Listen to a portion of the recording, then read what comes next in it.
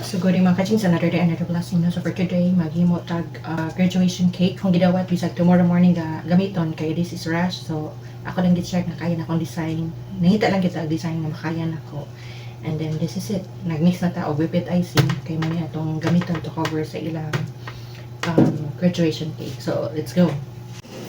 Let's start with our cake. So, our cake is, the dimension is an 8 inches diameter by 4 inches in height. And we cover it white using whipped icing. And then, this is just a simple decoration, no? Kaya nangita ang gitagway na mas dali og masayon para dali siya mahuman. Kaya this is needed the following morning. So, padayon ta pag-decorate sa atong cake.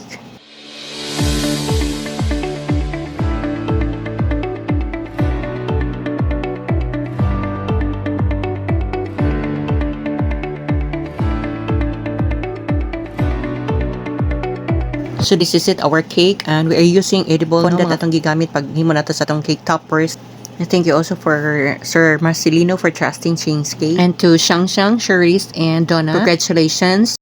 And this is it. We're done with our simple graduation cake. Thank you for watching, and God bless.